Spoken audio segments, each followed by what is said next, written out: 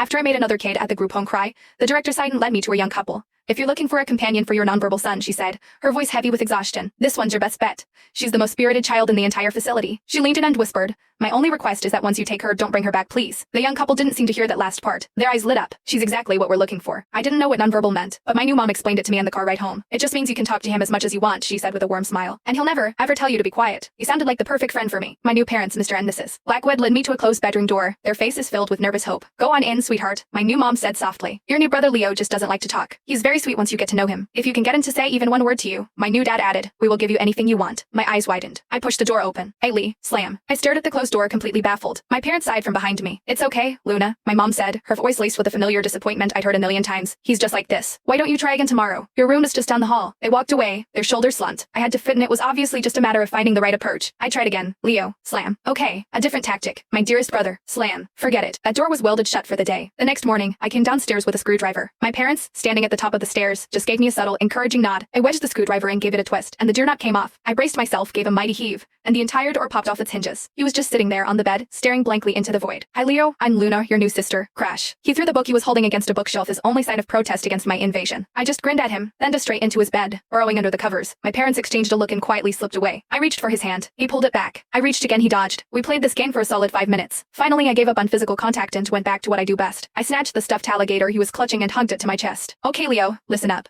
Back at the home, I used to tell stories to my animals every morning. So now I'm gonna tell you one. He didn't say a word, his gaze fixed on a loose thread on his comforter. Honestly, this was already an improvement. I was in high spirits, giggling. I reached out again to take his hand, but he pulled back. Instantly, I reached again, he dodged over and over until he finally had enough. He yanked off the blanket, jumped out of bed, and bolted for the living room. I scrambled after him, my hand outstretched. Wait, Leo, I'm not done with the story. My parents looked up from the sofa as we stormed past. Honey, look, Dad whispered. Our son seems much more energetic. My parents credited me with getting Leo to leave the room and immediately decided to take me to the mall to pick out any gift I wanted. Is Leo coming? I asked, glancing toward his room. They both got that sad look on their faces again. Leo doesn't like malls, honey. But who doesn't like shopping? I said. Maybe you just haven't tried. He doesn't like crowds. My mom interrupted gently. They took my hands to leave, but I pulled away. As we walked, I glanced back and saw him standing on the second-floor balcony, his expression as blank as ever watching us leave. I stopped and let go of their hands. I'm not going, I announced. I'm gonna stay here with Leo. I'll love whatever you bring back. Before they could protest, I sprinted back up the stairs. I knew he was waiting for me. I burst through the empty doorway and grabbed Leo's hand. And staying. I'll tell you more stories. To my complete shock, he didn't pull away this time. He just let me lead him over to the sofa. Okay, Leo, have you ever heard the story of the little grenade girl? Well, this is the story of the little grenade girl. Leo just stared at me. Leo just stared at me. Once upon a time, there was a poor little girl who had a whole house full of grenades. She went out on the street to sell them, but no one wanted any. She was so cold and hungry, and she missed her grandma, so she pulled the pin. On that night, the whole village got to see her grandma. What exactly is preventing the protagonist's husband from sleeping with her? To read the next chapter, click the link on the homepage. Download the TIKTOK app